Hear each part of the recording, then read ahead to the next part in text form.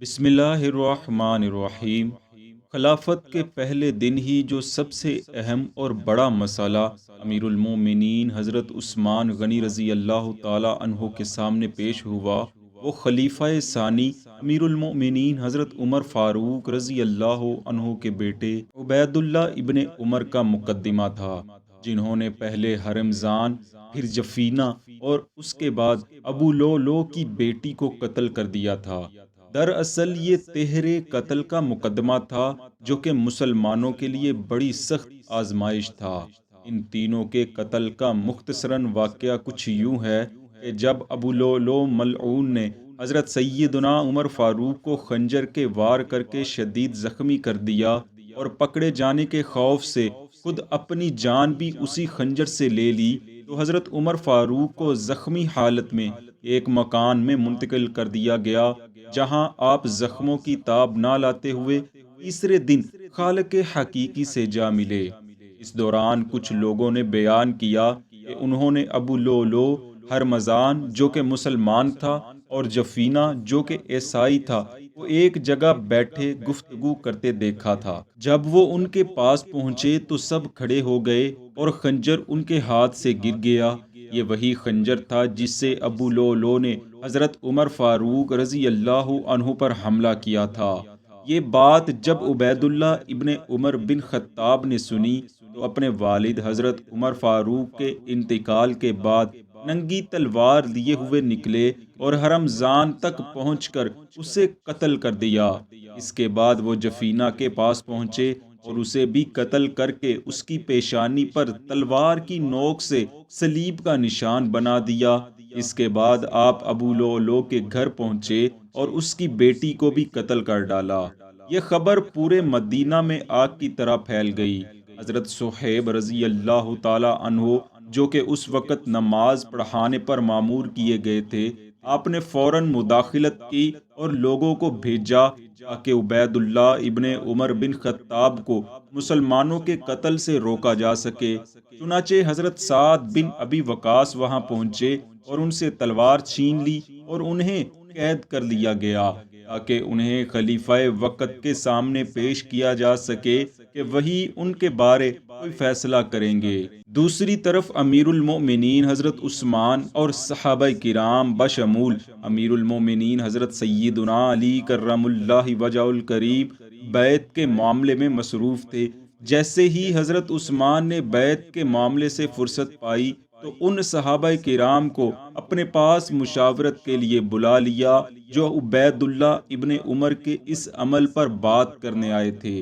در حقیقت مشاورت اس بات کے لیے تھی کہ عبید اللہ ابن عمر بن خطاب نے خود ہی انتقام لیا، اور وہ بھی بلا دلیل۔ انہوں نے ناحق ایک مسلمان اور دو ذمیوں کا خون بہایا، اور اب یہ قاتلوں کی لائن میں کھڑے ہیں، اور اب ان کے متعلق کیا فیصلہ کیا جائے؟ دوستو، یہاں جید صحابہ کرام دو حصوں میں تقسیم ہو گئے تھے، اور دونوں طبقوں نے امیر المومنین کے سامنے اپنی اپنی رائے رکھ دی تھی۔ فقہاء اور اہل بصیرت نے کہ جن میں امیر المومنین حضرت علی المرتضیٰ کرم اللہ وجہ الکریم بھی شامل تھے، نے حضرت عمر رضی اللہ عنہ کے بیٹے سے قصاص لینے کا خیال ظاہر کیا، اس لیے کہ انہوں نے کھلے طور پر اللہ کے ٹھہرائے ہوئے حدود سے تجاوز کیا تھا۔ دوسری جماعت جس میں کہ صحابہ کرام کی ایک کثیر تعداد شامل تھی، انہوں نے یہ کہہ کر رائے دی، کل عمر کو شہید کیا گیا تھا تو آج کیا ان کے بیٹے کو قصاص میں مار دیا جائے؟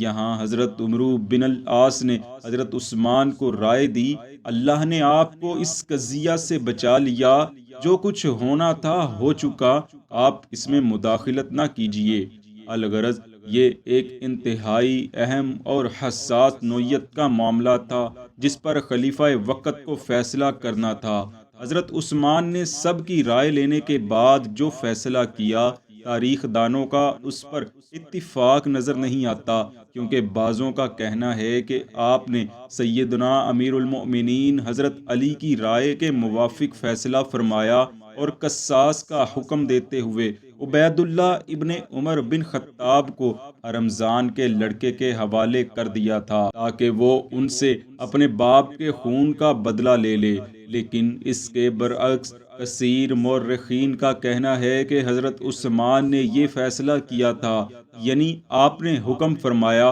میں حرمزان اور دوسرے مقتولین کا ولی ہوں اور میں قاتل یعنی عبید اللہ ابن عمر کو معاف کرتا ہوں اور بیت المال میں رکھے ہوئے اپنے مال سے خون بہا ادا کرتا ہوں۔ محققین کہتے ہیں حضرت عثمان غنی کی افتاد طبع کے پیش نظر یہی خیال ان کی سیرت سے میل رکھتا ہے، کیونکہ وہ نہیں چاہتے تھے کہ ان کی خلافت کا آغاز ایک قریشی نوجوان یعنی خلیفہ ثانی حضرت عمر فاروق کے بیٹے کے خون سے ہو، لیکن دوسری طرف وہ ایک مسلمان اور دو ذمیوں کے خون سے بھی چشم پوشی نہیں کر سکتے تھے، اس لیے انہوں نے ایک طرف تو عبید اللہ ابن عمر کو قتل ہونے سے بچا لیا اور دوسری طرف اپنے مال سے مقتولین کو معاوضہ بھی ادا کر کے خوش کر دیا۔ اگرچہ یہ فیصلہ آپ کی مدبرانہ سیاسی نقطہ نظر کی عکاسی کرتا ہے،